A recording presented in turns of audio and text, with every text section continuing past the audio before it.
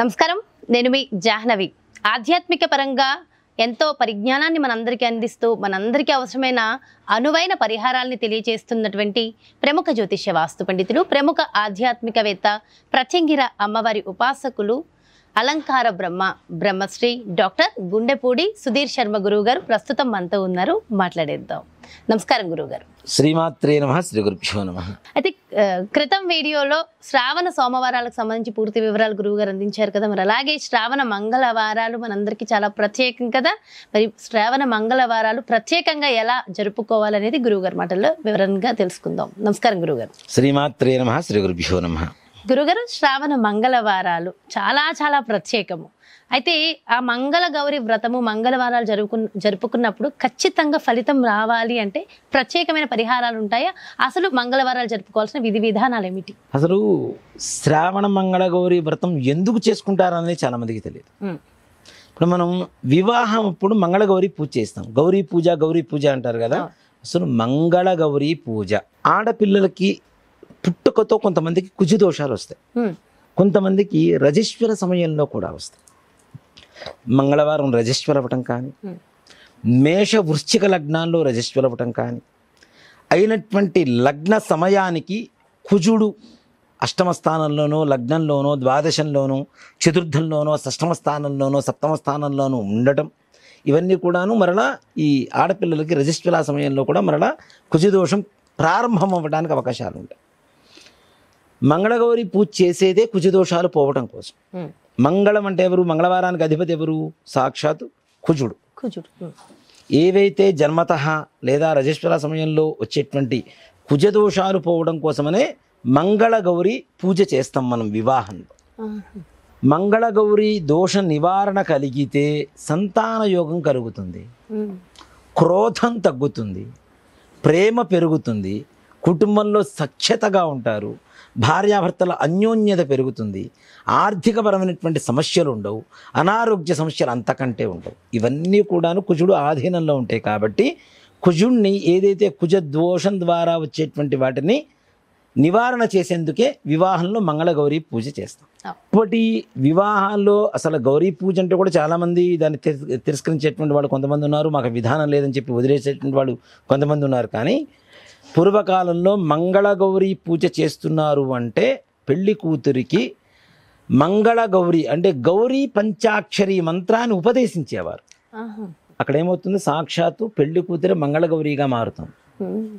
కుజదోషాలన్నీ నివృత్తి కలుగుతాయి, గర్భదోష సంబంధమైనటువంటి దోషాలు నివృత్తి కలుగుతాయి వీరికి. అంటే ఇంత విశిష్టమైనటువంటి మంగళగౌరి పూజ. అలాంటిది ఇక్కడ శ్రావణ మంగళవారం, శ్రావణ మాసము అంటేనే సాక్షాత్ అమ్మవారికి చాలా ప్రీతికరమైనటువంటి మాసం, విష్ణుమూర్తికి ప్రీతికరమైనటువంటి మాసం, అలానే ఈశ్వరుడికి ప్రీతికరమైనటువంటి మాసం. మంగళ గౌరీకి ఇక్కడ చూడండి, విష్ణుమూర్తికి శ్రవణ నక్షత్రం వచ్చింది, లక్ష్మీదేవి వరలక్ష్మి వ్రతం పూజ చేస్తాం. శ్రావణ మాసం ఈశ్వరుడికి ప్రీతి, మంగళగౌరి పూజ చేస్తాం. గౌరీదేవి అంటే ఈశ్వరుడి భార్య, లక్ష్మీదేవి అంటే విష్ణుమూర్తి భార్య. అంటే ఇక్కడ రెండు కుటుంబాలకి సంబంధమైనటువంటి పూజలు చేసుకునేటువంటి ఒక దివ్యమైనటువంటి మాసంగా మన శ్రావణ మాసాన్ని చెప్పుకుంటూ ఉంటాం. ఈ శ్రావణ మంగళగౌరి వ్రతం చేసుకోవాలి అంటే తప్పనిసరిగా ఆనవాయితీ అంటుంటారు. ఆనవాయితీతో ఎవరికి సంబంధం లేదమ్మా.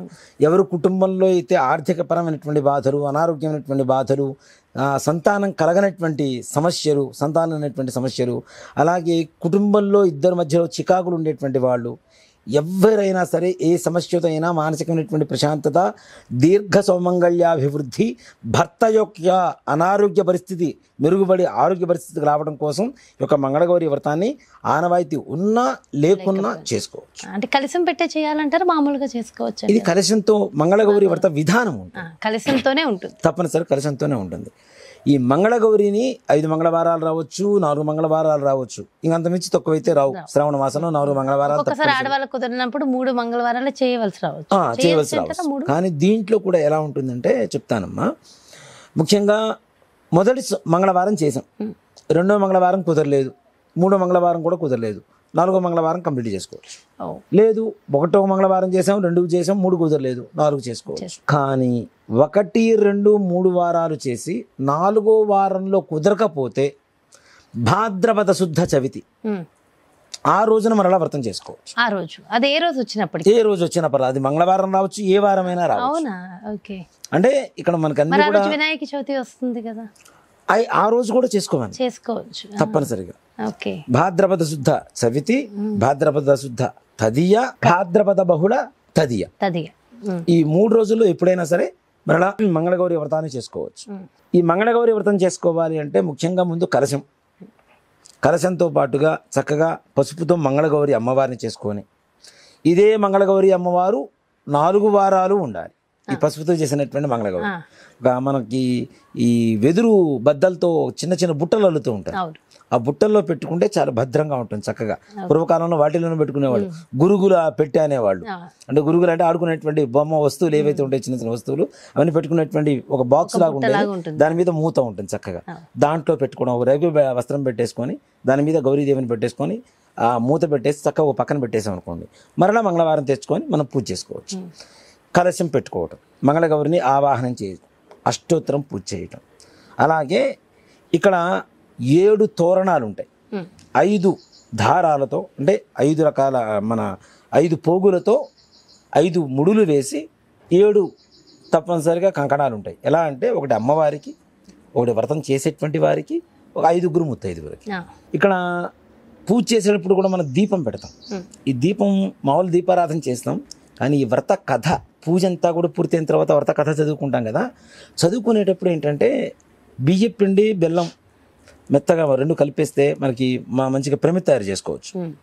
ప్రమిద తయారు చేసుకొని దాంట్లో ఆవు నెయ్యి వేసి, దాంట్లో ఒత్తి వేసి దీపారాధన చేసి, ఈ యొక్క వ్రతం చెప్పుకున్నంతసేపు కూడాను మనకి ఇంట్లో ఇనప సామాగ్రి ఉంటాయి. పూర్వకాలంలో ప్రతి ఇంట్లో కొడవళ్ళు ఉండేవి.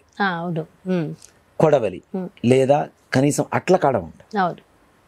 ఈ అట్ల కాడ ఇవి పెట్టుకోవాలి. స్టీల్ది కాకుండా ఇనుము. దీంట్లో కూడా ఒక సైంటిఫిక్ రీజన్ ఉంటుంది, అది కూడా చెప్తాం మీకు. ఇక్కడ ఆవు నెయ్యి దీపం పెట్టాం. ఈ వ్రతం కథ చదువుతున్నంతసేపు కూడాను ఆ దీపాల మీద ఆ పొగ వస్తుంటుంది కదా, ఆ పొగకి ఈ ఇనుముని పెట్టుకోవాలి. పట్టుకుంటూ ఉంటే దీనికంతా కాటుకొచ్చేస్తూ ఉంటుంది కదా, ఒక నల్లటి మొత్తం ఆ పొగ అంతా కూడా ఏమవుతుంది అంటే మొత్తం నల్ల కమ్ముకుంటుంది, కాటుకులాగా తయారవుతుంది. ఆ ఆవు నెయ్యిలో కొద్దిగా ఇట్లా వేలు ఉంచేసి ఆ కాటుకని తీసుకొని కళ్ళకి పెట్టుకుంటే కంటికి ఉండేటువంటి సకల రోగాలు పోతాయి. అక్కడ ఆవు నెయ్యి, ఇనుముతో వచ్చినటువంటి ఒక మసి, నల్లటి ఇది, దాని ద్వారా కంటికి ఉండేటువంటి రోగాలు పోతాయి, కను దృష్టి మంచిగా కలుగుతుంది. అందుకోసం అని చెప్పి ఆ ఇనుముతో పట్టుకోమని చెబుతాం. తర్వాత ఈ వాయనం ఇచ్చేటప్పుడు కూడాను శనగలు తప్పనిసరిగా ఇస్తాం. శనగలు ముందు రోజు నానబెట్టేసుకొని చక్కగా ఆ నానబెట్టినటువంటి నీళ్లు తీసేసి చక్కగా వాళ్ళకి పువ్వు, తాంబూలం, కంకణం. ఈ వాయనం ఇచ్చేటప్పుడు కూడా మనం ఏం అడుగుతామంటే, ఇచ్చుకుంటే వాయనం పుచ్చుకుంటే వాయనం అని చెప్పి అడుగుతూ ఉంటారు. నా వాయనం తీసుకునేది ఎవరు అంటే నేనే, సాక్షాత్ శ్రీ మహా మంగళగౌరి అని చెప్పి అమ్మ వాయనం తీసుకోవడమే జరుగుతూ ఉంటుంది. ఆడవాళ్ళు అంటే మంగళగౌరిని సాక్షాత్ ప్రత్యక్షంగా మనం వారిలో చూసుకుంటూ వారికి వాయనం ఇవ్వడం ద్వారా ఏవైతే ఇంట్లో ఉండేటువంటి బాధలు ఉంటాయో అవన్నీ కూడా తొలగిపోయి, అమంగళాలు తొలగిపోయి కేవలం మంగళం మాత్రమే కలిగేటువంటి యోగం ఏదైనా ఉన్నది అంటే అది కేవలం మంగళగౌరి వ్రతం ద్వారా మాత్రమే. ఇది 5 సంవత్సరాలు చేయాలి. 5 సంవత్సరాలు అంటే ప్రతి సంవత్సరం ఒక్క మంగళవారం చేసినా పర్వాలేదు. ప్రతి సంవత్సరం 4 మంగళవారాలు చేయాలి. అలా 5 మంగళవారాలు చేయాలి, 5 సంవత్సరాలు చేయాలి. ఒక సంవత్సరం గ్యాప్ వచ్చింది వదిలేసి 2వ సంవత్సరం చేసుకోవచ్చు. సో అది కౌంట్ అయిపోతుంది. ఎప్పుడైతే మొట్టమొదటి వారం కుదరలేదో ఇంకా ఆ సంవత్సరం మొత్తం వృధా అయిపోయినట్టే. మొట్టమొదటి వారం కుదరలేదు, ఇంక చేయకూడదు ఆ సంవత్సరంలో, మళ్ళీ మరుసటి సంవత్సరానికి వాయిదా పడ్డట్టే. అట్లా చేసుకొని ఉద్యాపన చేసుకోవడం అనేది ఈ మంగళగౌరి వ్రతం యొక్క విశేషత. అంటే మొదటి సంవత్సరం ఫస్ట్ మంగళవారం కుదిరింది చేసేసుకున్నారు, 2వ సంవత్సరం మొదటి మంగళవారం కుదరకపోతే ఇంకా ఆ సంవత్సరం అంతా వృధానే, ఆ శ్రావణ మాసం అంతా వృధానే. ఉద్యాపన ఎప్పుడు చేయాలి? 5 సంవత్సరాలు అయిన తర్వాత 5వ సంవత్సరం మొత్తం 4 మంగళవారాలు వ్రతం చేసుకున్న తర్వాత చివరి మంగళవారం రోజున కానీ ఆ తర్వాత అయినా సరే మనకు అట్ల తద్ది అని వస్తుంది భాద్రపద మాసంలో, అట్ల తద్ది రోజునైనా సరే ఉద్యాపన చేసుకోవచ్చు. అప్పుడు కూడా ఉద్యాపన చేసుకోవడం కుదరలేదు, ఎక్కడైతే వివాహం జరుగుతుందో ఇందాక మనం చెప్పుకున్నాం, మంగళగౌరి స్వరూపంలోకి అమ్మాయికి మారుతోంది. మంగళగౌరి ఇక్కడ గౌరీ పంచాక్షరి మంత్ర జపం చేయడం ద్వారా ఆ అమ్మాయినే మంగళగౌరిగా భావించి అమ్మాయికి వాయనం ఇవ్వచ్చు. అందుకని చాలా మంది పెళ్లిళ్ళలో చూడండి, పెళ్లి కూతురికి మనకి ఇదంతా నాగవల్లి సదస్యం స్థాళీపాకం జరిగేటువంటి సమయంలో అమ్మాయికి వాయనం ఇస్తారు. ఓకే, అలా కూడా ఇవ్వచ్చు. అక్కడ సాక్షాత్ మంగళగౌరేహ, అంతే. అందుకని ఆమెకి ఇచ్చుకోవచ్చు. దాంట్లో ఏమాత్రం కూడా సంశయం లేదు మనకి. చక్కగా అక్కడ మంగళగౌరి వాయనం ఇచ్చేసుకొని ఉద్యాపన చేసుకోవచ్చు. తద్వారా వ్రతం అంతా కూడా పూర్తి అవుతుంది. మంగళగౌరి వ్రతం చేసినటువంటి వాళ్ళ ఇళ్లలో ఎక్కడా కూడా నిజంగా చెప్పాలంటే అప్రశాంతత ఉండదు, అమంగళం అనేది తొందరగా జరగదు. అంత మంగళాలే ఉంటాయి. మంగళమే అంతే. అద్భుతంగా వివరించారు గురువు గారు. అండ్ ఈ సందర్భంగా మంగళ గౌరి వ్రతం ఆ నోము నోచుకునే వాళ్ళకి ఒక మంత్రాన్ని కూడా ఉపదేశించండి.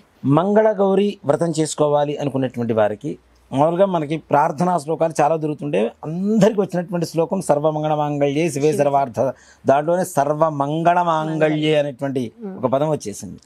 శివే సర్వార్థ సాధకే శరణ్యేత్రయంబకే దేవి నారాయణ నమోస్తుతి అని చెప్పి చదువుతూ ఉంటాం. అలాగే మంగళగౌరి అనుగ్రహం కలగాలి అంటే మంగళగౌరి వ్రతం చేసేటువంటి వాళ్ళు కూడా తప్పనిసరిగా మా గౌరీ పంచాక్షరి మంత్రాన్ని తీసుకోవాలి. దాన్ని చాలా పవిత్రంగా నిత్యం జపం చేసుకుంటూ ఉండాలి. నిత్యం జపం చేసుకోవడానికి అవకాశం లేదండి, ఏదైనా మామూలు ఇంకో తరుణోపాయం ఏదైనా కావాలి అనుకునేటువంటి వారికి ఓం హ్రీం శ్రీం మహాగౌర్యై నమో నమః, ఓం హ్రీం శ్రీం మహాగౌర్యై నమో నమః ఈ మంత్రాన్ని జపం చేసుకుంటూ కూడా చక్కగా ఈ మంగళగౌరి వ్రతాన్ని చేస్తారు. బీజాక్షర మహామంత్రం కాబట్టి ఎవరైనా చేయవచ్చా? అలాంటి ఇవి విశ్వబీజాలకి ఎక్కడ కూడా ఏ రకమైనటువంటి ఇది లేదు, ఇబ్బంది లేదు కాబట్టి ఎవరైనా చేసుకోవచ్చు. ఇప్పుడు అలా తప్పు అనుకుంటే హ్రీంకారాన్ని గర్భతాం అని చెప్పి ఒక శ్లోకం వస్తుంది, దాంట్లో హ్రీంకారం వచ్చేసింది. అవునా? హ్రీం శ్రీం అనేది విశ్వబీజాలు, ఓంకారం అనేది ప్రణవం కాబట్టి ఏ రకమైనటువంటి తప్పు లేదు. చాలా చాలా అద్భుతమైన పరిహారాన్ని తెలియజేస్తూ చక్కటి పరిష్కారాన్ని మా అందరికి మంచి నాలెడ్జ్ని ఇచ్చారు. థ్యాంక్ యూ సో మచ్ గురువు గారు. శ్రీమాత్రే నమః, శ్రీ గురుభ్యో నమః. చూసారు కదండి, మరి మంగళ గౌరి వ్రతాలు ఎవరైనా చేసుకోవచ్చా? ఆల్రెడీ చేసుకుంటున్న వారు ఏ విధంగా చేసుకోవడం వల్ల మరింత ఫలితం వస్తుంది, అసలు దీని గురించి మనకు ఐడియానే లేదు అనుకున్న వాళ్ళు ఎలా మొదలు పెట్టాలి, అసలు ఎందుకు మొదలు పెట్టాలి, అసలు పూర్తి విషయ పరిజ్ఞానాన్ని చక్కగా డీటెయిల్డ్గా ఎక్స్ప్లెయిన్ చేస్తూ ఎంతో చక్కటి పరిహారాన్ని, ఒక మంత్ర ఉపదేశాన్ని కూడా మనందరికీ అందించారు కదా. సో డెఫినెట్గా శ్రావణ శుక్రవారాలు అందరూ కూడా ఈ మంగళ గౌరి వ్రతాన్ని జరుపుకుని సుఖ శాంతులతో ఉండాలని మనస్ఫూర్తిగా కోరుకుంటూ మరో ప్రత్యేకమైన కార్యక్రమంతో మళ్ళీ మీ ముందుకు చేస్తాను.